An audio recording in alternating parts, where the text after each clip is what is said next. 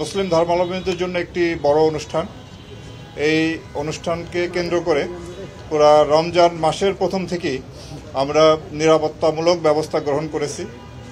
ঈদের সময় আপনার কতগুলি ঘটনা ঘটে, যেমন এই সময় বিপণী বিতানে রমজান মাসের শুরু থেকে প্রচুর বিক্রি কিনে হয়, অনেক অর্থের লেনদেন হয়।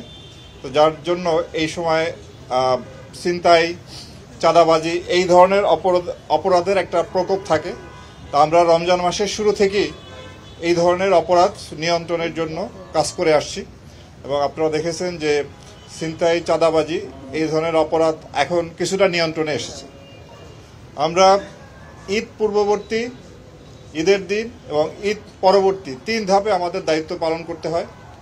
ঈদ পূর্ববর্তী ধাপের আমরা প্রায় শেষ পর্যায়ে। আমরা প্রথম থেকেই বিভিন্ন বিপণী বিতানের যে তাদের যে বিক্রি, এখানে যে অর্থ লেনদেন, সেখানে যাতে কোনো ধরনের চাঁদাবাজি না হতে পারে, রাস্তাঘাটে ছিনতাই, ডাকাতি বন্ধের জন্য আমরা আপ্রাণ চেষ্টা করে যাচ্ছি। এরপরে যারা ঈদ উপলক্ষে ঘরমুখী মানুষ যারা ঢাকা ছাড়বেন বা বিভিন্ন শহর থেকে গ্রামে যান, তাদের যাত্রা যাতে নির্বিঘ্ন নিরাপদ হয় সেজন্য আমরা অন্যান্য বাহিনীর সাথে কাজ করে যাচ্ছি। অর্থাৎ হাইওয়েতে যাতে ডাকাতি না হয়, দুর্ঘটনা যাতে কম হয়, এজন্য আমরা কাজ করে যাচ্ছি এবং ট্রাফিক নিয়ন্ত্রণেও আমরা ভূমিকা পালন করে যাচ্ছি। এই সময় আপনার বাস টার্মিনাল, লঞ্চঘাট, ট্রেন স্টেশন, এখানে প্রচুর জনসমাগম হয়।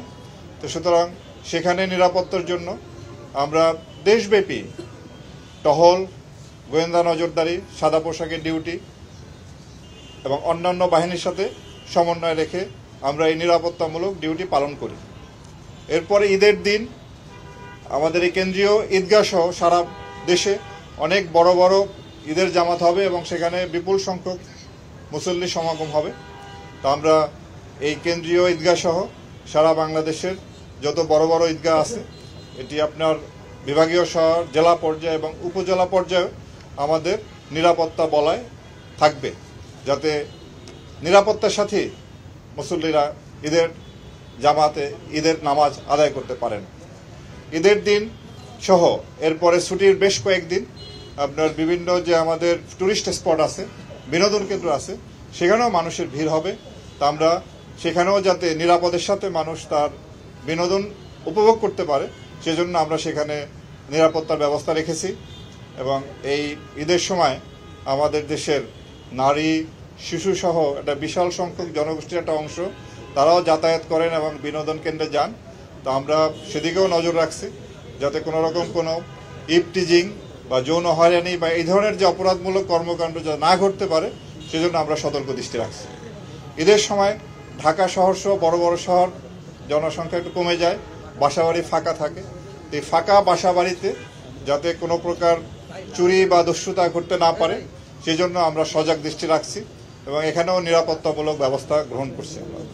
এরপরে ঈদের পরে যখন যারা বাড়ি গিয়েছেন তারা আবার ঢাকামুখী হবেন, তো সেই জন্য সেই সময়ও যাতে আপনার তাদের আশাটাও নির্বিঘ্ন হয়, নিরাপদ হয়, সেজন্য আমরা বাস টার্মিনাল, লঞ্চঘাট এবং রেল স্টেশনের ফিরতি পথের জন্য নিরাপত্তামূলক ব্যবস্থা রাখছি।